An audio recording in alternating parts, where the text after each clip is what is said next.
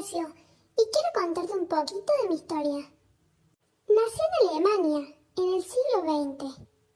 Mis padres fueron Max Berdemer, Wolfgang Kohler y Kurt Koska.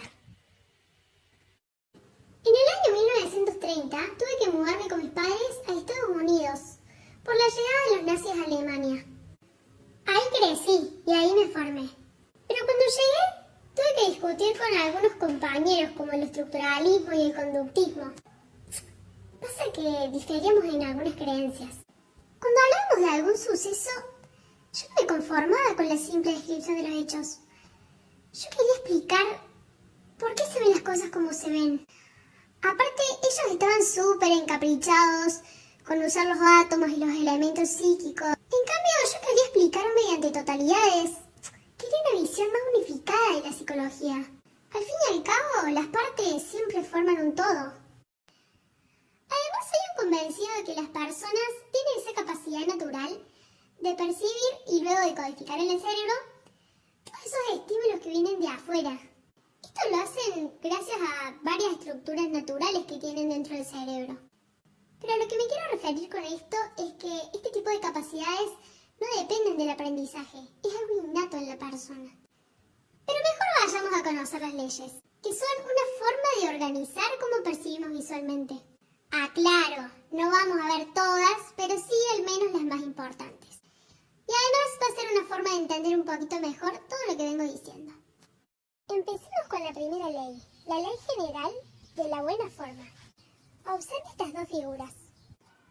¿Podrías describir cómo era su forma? ¿Cuál dirías que es más fácil de recordar? Probablemente pensaste en el círculo. Esto ocurre porque el cerebro prefiere formas completas y estables. Y a su vez experimenta con mayor unidad las formas con mayor grado de simplicidad. Es así de simple. Pero mejor pensemos en un ejemplo cotidiano del día a día. Cuando vemos un árbol como un pino o un árbol como un olivo, el pino tiene una forma bien geométrica, es un triángulo. Por eso todos sabemos perfectamente cuál es la forma del pino. Sin embargo, el olivo no. No es una forma que pregne nuestra memoria. No es una forma simple ni fácil de describir. A esto llamamos entonces la ley de la buena forma o simplicidad. Ahora seguimos con la ley de proximidad. A simple vista, ¿qué ves en la siguiente imagen? Estoy seguro que viste el ratón Mickey. Y si sos observador, habrás visto trocitos de queso que conforman el ratón Mickey. Pero al fin y al cabo, todos vimos el ratón. Sin embargo, este ratón no existe. Pero nuestro cerebro va a configurar como una unidad con forma de ratón, por la forma en que se aproximan estos trocitos. Sin embargo, no pasaría lo mismo si todos estos trocitos estuvieran dispersos por el espacio. Pero mejor veamos cómo se aplica la ley en un ejemplo un poco más común. Estoy seguro que todos percibimos esa lámpara como diferentes planos con forma cuadrada que se interponen uno por encima del otro y que se van achicando a medida que se acercan al centro. Sin embargo, son cristales próximos entre sí, que de la manera como se posicionan nos permite percibirlo tal como lo hacemos. Ahora conozcamos la ley del cierre. ¿Qué ves en la siguiente imagen? ¿Ves a Blancanieves? ¿Ves a Blancanieves? Pero no debería haber una pieza de forma de cartulina, un dibujo de un labio y un moño de pelo. No, vemos a Blancanieves.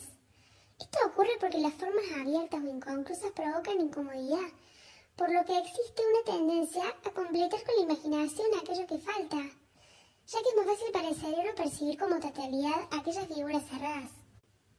Pero mejor vamos a ver un ejemplo más cotidiano. Cuando vemos una persona atrás de un árbol o cualquier objeto, lo identificamos como tal objeto, identificamos una persona. No pensamos que hay una cabeza que se asoma suelta sin un cuerpo. Más allá que nuestra visión solamente nos esté permitiendo ver una cabeza, nuestra percepción, nuestro cerebro nos dice que hay una figura entera, hay un cuerpo humano. ¡Vamos muy bien! Ahora acompáñame que conozcamos la ley de figura-fondo. Ahora decime, ¿qué ves en la siguiente imagen? Probablemente hayas visto dos caras enfrentadas o una copita blanca. Pues es probable que ahora que te estoy presentando las dos opciones, puedes ver ambas. Pero es muy difícil que las veamos al mismísimo instante. O vemos una copita blanca o vemos dos caras enfrentadas. Esto simplemente va a depender de dónde centremos nuestra atención, ya que la percepción ocurre como en forma de recortes. Pensemos el fondo como algo que enmarca, o mejor dicho, sostiene la figura, y por ende no habría una figura sin fondo ni un fondo sin figura. Pero veamos cómo se presenta la ley de figura-fondo en la vida cotidiana. Cuando notamos entre la multitud a una persona, esta persona se comporta como la figura y el resto es el fondo. Sin embargo, en un instante esta persona puede pasar a ser fondo y otra persona a ser figura. Y seguimos con la ley de contraste. Esta ley está muy relacionada con la anterior, con la de figura-fondo. Y ya veremos por qué. ¿Cómo describirías la siguiente imagen? Estoy segurísimo que llamó tu atención la figura humana roja. Y yo sé, parece bastante obvio, pero es un fenómeno de la ley de contraste.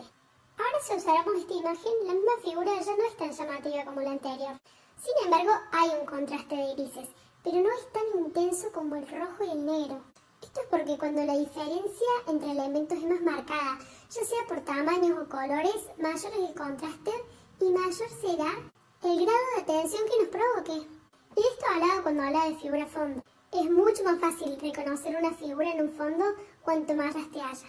Pensemos en algo tan simple como una hoja escrita. Si el color de la tinta es parecido al color de la hoja, habrá menos contraste y por ende vamos a percibir menos. Ahora sigamos con la ley de continuidad. Observa la siguiente figura. Podría saber cómo sigue, ¿verdad? Sin embargo, no podemos ver cómo sigue, pero sí lo suponemos. Esto ocurre porque las figuras que poseen un destino común se les atribuye como unidad. Y por ende suponemos que esta figura, como la que acabamos de ver recién, la cual estamos percibiendo como una totalidad, continúa siendo de la misma manera por más que no podamos ver cómo sigue.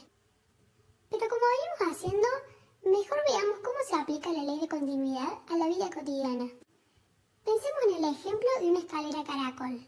Si bien podemos ver cómo empieza, no podemos ver cómo termina. Pero sin embargo podemos suponerlo. Esto ocurre porque todos sus escalones tienen la misma dirección. Por lo que la escalera caracol es un claro ejemplo de la ley de continuidad. Y por último, vamos a conocer la ley de semejanza. Contame, ¿cómo describirías la siguiente imagen? Estoy seguro que al describir esta imagen, percibiste dos grupos de manzanas, las que estaban a la mitad y las que estaban enteras.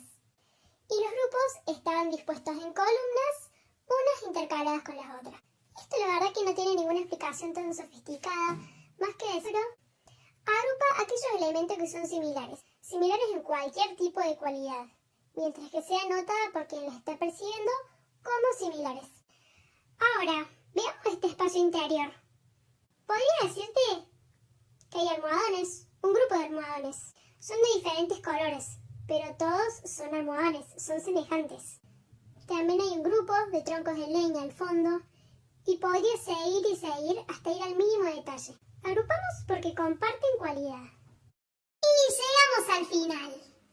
Este es solo un pedacito de todo lo que significó mi vida. Espero que hayas aprendido mucho y te invito a aprender muchísimo más. ¡Hasta pronto!